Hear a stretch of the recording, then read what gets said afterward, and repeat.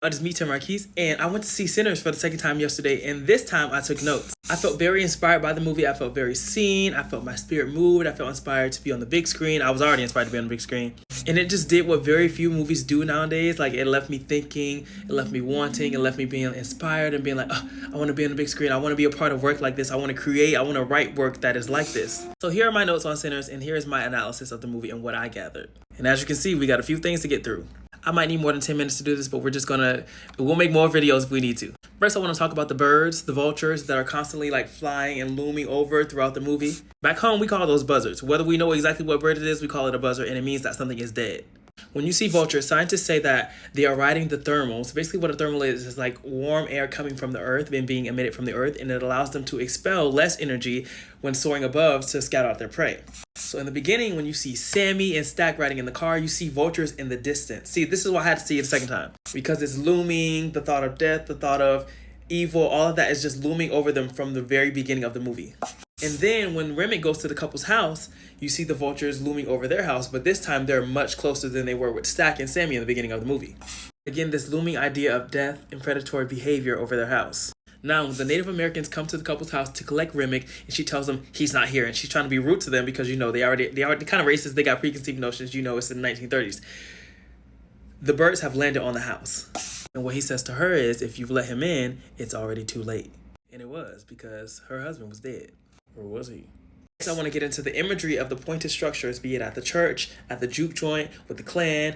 So much imagery that's just hidden in the background. So when Sammy goes to the church in the beginning of the movie, you see the church is like, boom, white triangle. What else do you think of when you think of white triangle? When it's time for them to buy the juke joint, if you look in the background while they're inside, it's kind of dark and they're asking like, what went on in here? You see in the background a little triangle in the back window. And I think that's because the Klan was planning on coming to kill them regardless, whether the vampires got there first or the Klan got there, which was a truth that was revealed later on in the movie. In the beginning of the movie, which is obviously a flash forward, Sammy's dad tells him, if you keep dancing with the devil, someday he's going to follow you home. And that's a harbinger for the end of the movie. Next, I want to get into the imagery of the hats that everybody wears. Y'all, they had it all down to a T. The hat that Stack wears, that Slim wears, and even Sammy sort of have like this press structure, whereas Smoke's hat is just like a little beret, And growing up where I come from, in a lot of black spaces, a lot of boys look towards like the men that seem harder, that seem more stern, that seem more strict, that seem to get more girls, that seem to have more money, that seem to have more things. So I think Sammy was more into what Stack had going on with the ladies and the money and the game and all that kind of stuff, which is why his hat was structured similar to Stack's. But in the end, when you see that he's old, he's still playing music, he has the scar on his face, but he has a different hat, and that is similar to Smoke's hat. And I think he realized after everything went down, after that whole day of chaos, or that whole night of chaos, he realized that there's more than just money and fame and girls and credibility and notoriety and all this power. Sit with that one. Now, when they get to the scene where they're trying to determine who's going to take the truck, who's going to go to the market, who's going to do this, who's going to do that, you see a snake in the back of the truck, and they kill the snake, but they throw the snake in the grass. They put it right in our faces. I took this as a harbinger for them purchasing the juke joint because the guy who they got it from was a part of the Klan, and they told him that if you ever come here, we are going to kill you. And he had a plan to come there and kill them anyway. But they never knew. Snakes in the grass. Something that really stood out to me was how this movie showcased and informed me on the Chinese American and the Black American culture and how they form community in times of segregation, oppression, suppression, etc. So when Smoke goes to the market to get the things that he needs, he needs people to cook food, he needs people to make signs, he needs the joint to be decked out.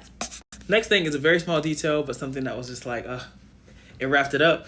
When Stack and Sammy are driving in the car, Stack asks Sammy if he wants to drive, and then he says yes, but Stack was like, no, you can drive later on the way back home. And if you look, the car that Sammy drives to the church, when he goes in there and he's all scratched up and he got the guitar in his hand, the broken guitar, he drove Stack's car. Ugh. And by this time, Stack was already ate up in a vampire. When Stack and Sammy go to get Slim from playing that harmonica, they ask him to come to the club, come play. They tell him they got all this Irish beer, and he was like, the club I've been playing at for the past 10 years is going to be there tomorrow. Is your club going to be there tomorrow? Because this club is probably going to be there tomorrow and the next 10 years, and that's probably more time than I have. And y'all, he died that night. The script is just so thorough. It's like everybody's listening to each other from different scenes, from different moments. Like the whole universe is just so connected and intertwined, and the things they say and the things they do are just all touching each other. When Slim, Stack, and Sammy was in the car, and Slim was telling that story about the man that was courting a white girl because they accused him of it, but he was actually doing it, but they hung him at the end, you could hear the audio experience of what was happening in his story. And I think most of the time when people tell us stories, it's so easy for us to imagine them, but rarely do we get that audio experience. I thought that was just such a clever little seasoning. I love poetry, and I feel like the movie was very poetic. So something that just stuck out to me, I don't really have an analysis on it, is when Annie says, "No misery is worth complaining about." I love the play on this theme of worth, money, monetary value.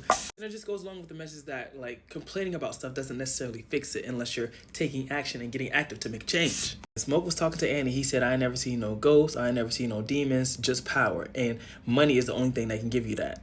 And throughout the whole movie, you learn over time, especially towards the last second of the movie, that money is not all the power that it's cracked up to be. It's man-made. It's a social construct. They have given it so much value because people were forced to live under the conditions that were created to make money so important. And it just shows that, like, life is so much more than money. You are free beyond money. And once you know that, you have more power than you thought you had from the money itself.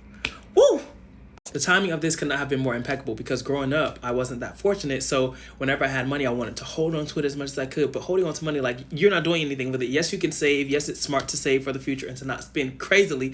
But you can't harbor all of your money and just hold it just in case you need to spend it. You have to spend some to get some back. And that's just how it works. It has to flow. It has to flow. So the fact that I've been writing about this in my journal and this was one of the main through lines throughout the movie is crazy. And the question is still lingering in my head about when Smoke asked Annie why the roots didn't work on the baby. And I'm wondering if it's because the baby was innocent, if she deliberately chose not to save the baby because she wanted the baby to be free of the life that they were living. Mind you, it's still like segregated South, y'all. So maybe she didn't want her baby to struggle. Maybe she didn't want her baby to endure everything that they had to endure during that time. But I still want to know. If you have thoughts, please comment that below.